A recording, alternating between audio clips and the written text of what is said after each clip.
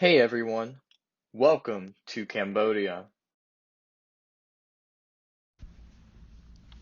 Cambodia, formerly known as the Khmer Empire, is located on the Indo-Chinese mainland area of South Asia. It primarily consists of Great Plains and rivers linking trade routes from China to India. For the last 2,000 years, Cambodia's civilization was influenced by India and China as well as other Asian cultures and France throughout the changes in its rule. Cambodia has held territories that are now a part of Thailand, Vietnam, and Laos. From the 1st to the 8th century, Cambodia was occupied by the Hindu-Buddhist kingdoms of Funan and Chenla.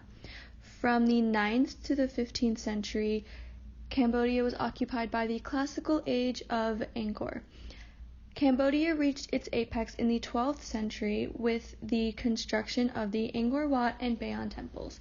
To the right, you can see the picture of the beautiful Bayon temples that are still standing. During the 20th century, Cambodia experienced occupation by the Japanese, as well as turmoil of war, post-war independence, and political instability. After 400 years of decline, Cambodia became a French colony. From 1975 to 1979, the country was devastated by the reign of Khmer Rouge, a rural communist guerrilla movement. This movement killed 1.5 million Cambodians. The Khmer Rouge wanted to take Cambodia back to the Middle Ages, forcing millions of people to work on communal grounds on the countryside. Those against the regime were killed, and others died of starvation, disease, and overwork. This is one of the greatest killings of modern age. In 1990, Cambodia started to regain its political autonomy with the help of the People's Republic of Cambodia, which is a Vietnamese-backed regime. Cambodia continues to live by the proverb, "Fear not the future, weep not for the past," meaning they understand that they have been through a lot, but they are continuing to work to improve every day.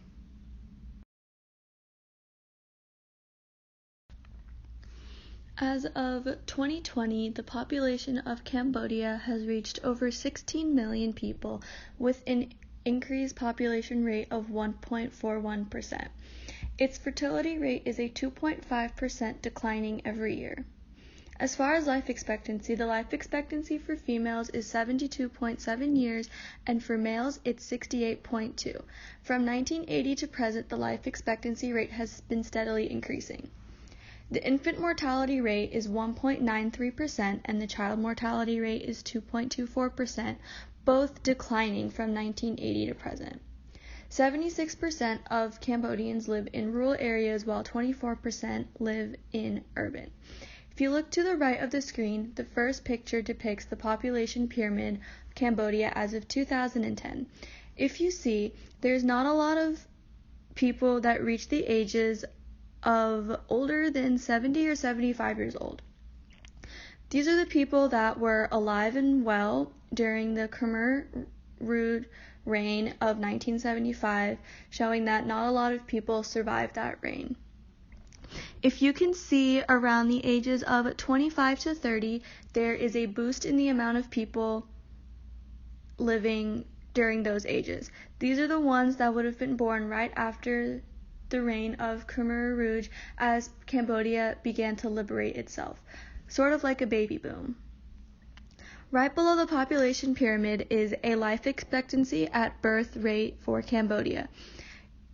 As I said earlier, it is steadily increasing, but you can see a huge dip in the life expectancy rate of 1975, which was once again during the Khmer Rouge regime.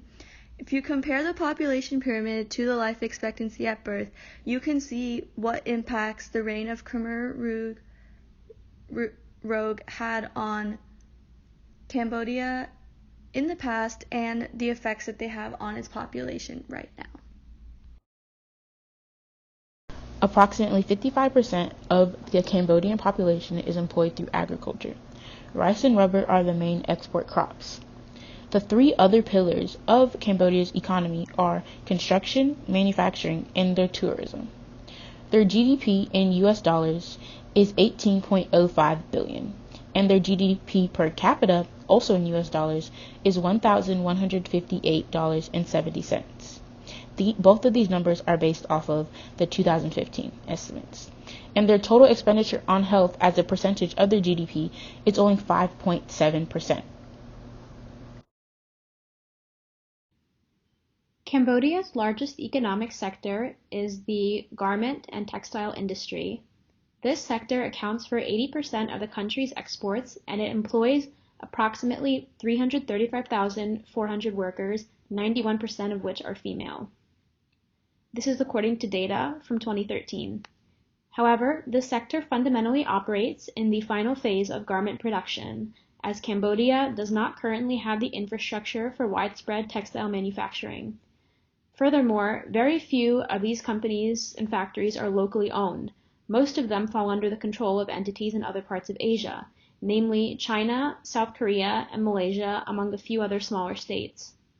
Other areas of industry which are of economic importance to the country include agriculture, tourism, and gambling. Rice is Cambodia's main cash crop. Others include maize, cassava, sweet potatoes, soybeans, sesame seeds, and rubber, which is the principal commercial crop. Cultural heritage tourism is another important source of income for the nation, although tourism numbers have not quite recovered since the instability, poverty, and destruction that was caused during the Khmer Rouge period and the genocide that took place. Furthermore, on the darker side of tourism, unregulated sex tourism is an issue in the region, especially where it concerns the exploitation of children. Next, we're going to talk about education in Cambodia. In Cambodia, education is controlled by the state through the Ministry of Education and the Department of Education. There are 4 different levels of education. There's preschool, primary school, general secondary school, and higher education. And of course, there is non-formal ways of education. Cambodia has an 80.53% adult literacy rate, and their school life expectancy, which is the expectancy of someone staying in school from preschool to the higher education, is 10 years. So, Cambodia is home to 24 different indigenous peoples who speak mostly Mon, Khmer, or Austronesian languages. The Khmer people make up about 90% of the Cambodian population, and then Vietnamese follows next with about 5%, and then the rest is just a mix of different types of peoples. An interesting fact is that about 2 to 3% of the national population is composed of the Cambodian people, which is roughly about 400,000 individuals. Groups are often identified by languages they speak, so the people fall broadly into 2 linguistic families in Cambodia, which is Austronesian and then Mon Khmer. And that includes very smaller groups within them. And then lastly, in Cambodia, the long-term well-being of indigenous cultures is strongly linked to their land use systems and access to forest resources, which is why the picture on the right shows Cambodian people farming, because it's very important to their survival. So cultural norms in Cambodia is actually pretty interesting. On the right, you see a picture of the Angkor Wat temple, and that's actually a pretty famous Buddhist temple. And Cambodia is actually predominantly Buddhist, with 90% of the population being Theravada Buddhist and 1% being Christian, and the rest just being a random mixture of cultures. Reincarnation is actually a pretty big belief in Cambodia, and they do birth and death rituals there. It's actually said that the soul remains in the physical world and when the person has passed, and monks remain present during burying, and they help the soul from a state of confusion and actually calm it down. In Cambodia, premarital sex is actually deplored. The choice of a spouse is usually arranged, and the parents and the friends actually help with that. And in health in Cambodia, many believe that diseases and conditions are caused by bad air or evil spirits. They do, however, use imported Western drugs such as serums and injections, but that just depends on the religious beliefs of the people using it. Some people don't, and some people actually do use it. Major health areas for Cambodia. This graphic is a look at the cause of most deaths for Cambodians of all ages. The 2007 column on the left shows the top 10 causes of death, and the next column compares where those causes ended up 10 years later. Some of the most notable decreases in cause of deaths are HIV/AIDS, which had a decrease of 72.1% in a 10-year span. Neonatal disorders, tuberculosis, and congenital defects all had a significant decrease as well. These three were about between 26 to 28% decrease. Comparing causes of death and disability. Of the top 10 dailies, Cambodia's rate of neonatal disorders and ischemic heart disease are significantly lower than the mean when compared with the rates of other countries' data. Of the top 10 dailies, Cambodia's rate of stroke, lower respiratory infection, cirrhosis, road injuries, and mechanical forces are all significantly higher rates when compared to the mean, which is determined from data from other low-middle SDI. The graph on the right shows that Cambodia has greatly reduced the number of new HIV infections of all ages.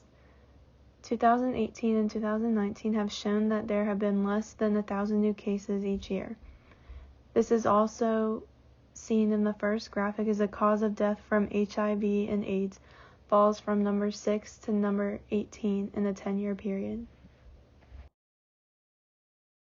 In 2015, the Sustainable Development Goals, or SDGs, were unveiled by the United Nations and adopted by all nations involved, including Cambodia. These goals have been adapted to fit the Cambodian agenda for developing as a nation, which included the addition of an 18th goal related to the clearing of landmines and unexploded devices. In late 2018, Cambodia established the Voluntary National Review, or VNR, to keep track of their progress towards the SDGs. Let's look at some information from the VNR's 2019 report, which is available at the link provided.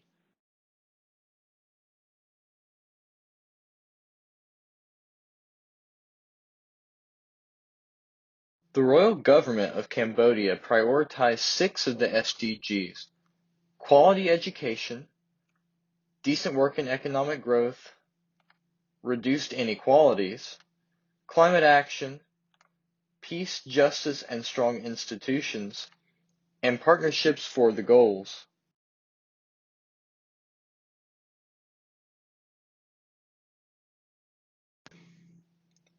A pie chart provided in the document gives some insight into the progress made towards these goals.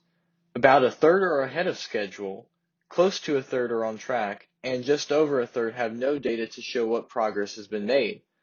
In regards to the lack of data concerning both the prioritized and other SDGs, the royal government of Cambodia recognizes that it is early in the implementation process, that sustained efforts are needed, and has set out concrete delivery proposals on management oversight, monitoring and evaluation, and resourcing. Some noteworthy info from the prioritized SDGs follows. Completion of primary and lower secondary schooling has increased by approximately 3 to 4%. Literacy in people aged 15 and older has increased by 4.5%. This was during the 2016 to 2018 time period. Cambodia is on track to progressively achieve greater equality, reaching gender parity in the education sector, and increasing the proportion of female government officials in ministries and agencies. Despite Cambodia being one of the most vulnerable countries to climate change in its region, and amongst the top 10 countries globally, very little data is available on progress made related to SDG 13, climate action. Concerning the other 11 SDGs and Cambodia's own 18th SDG, progress data was not collected on almost half of them. Despite this, approximately 3/4 of those with collected data are either on track or ahead of schedule. Here are some highlights. The number of casualties related to landmines and unexploded devices decreased by 25 from 2016 to 2018 to 58 total deaths. The proportion of the population with access to electricity increased by almost 3 million between 2016 and 2018.